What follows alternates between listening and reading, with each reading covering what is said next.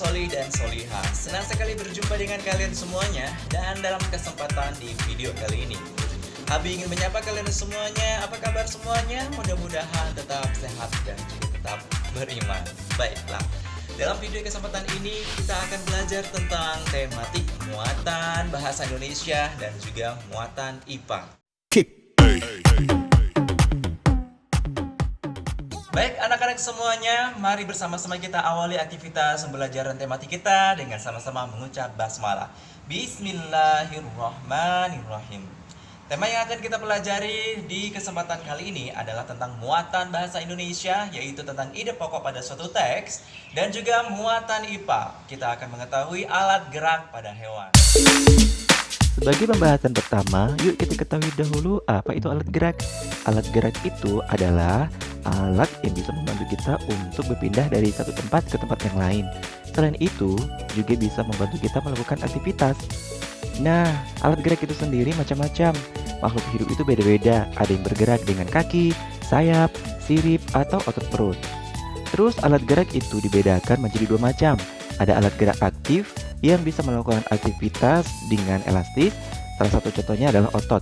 Kemudian alat gerak pasif itu berupa alat gerak yang tidak bisa melakukan aktivitas apabila tidak dibantu oleh alat gerak aktif. Contohnya adalah tulang. Nah, dari sini kita tahu ya apa yang dimaksud alat gerak dan contoh-contohnya. Sekarang kita akan membahas alat gerak pada makhluk hidup satu persatu. Yang pertama adalah ikan. Ikan memiliki alat gerak berupa sirip dan ekor. Kemudian cara bekerja dari alat gerak itu adalah dengan berenang. Makhluk hidup selanjutnya adalah amfibi. Wah, apa saja ya contoh amfibi? Mereka memiliki alat gerak kaki dan fungsinya untuk berjalan, melompat, dan berenang. Contoh makhluk hidup berikutnya adalah reptilia atau disebut dengan reptil. Contohnya banyak sekali. Mereka memiliki alat gerak berupa kaki, otot perut, dan juga kaki dayung. Fungsinya untuk berjalan, merayap, memanjat, dan berenang.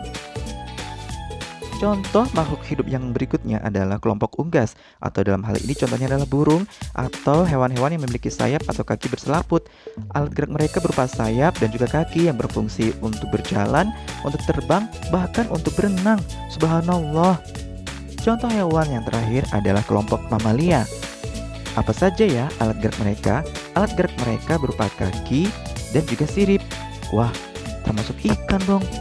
Nah, ini dia contoh-contohnya. Fungsi alat gerak mereka adalah untuk berjalan, berlari, melompat, dan berenang. Masya Allah, keren sekali ya Allah ini. Sekarang, kita beralih ke muatan bahasa Indonesia. Kita membahas tentang ide pokok. Ide pokok itu sendiri merupakan inti atau dasar permasalahan dari suatu teks. Biasanya kita bisa menemukan ide pokok itu di awal paragraf. Nah, sekarang kita coba latihan ya. Kita cari teks tentang alat gerak hewan, terus kita resume dan membuat ide pokok. Lalu nanti kita kumpul tugasnya ya.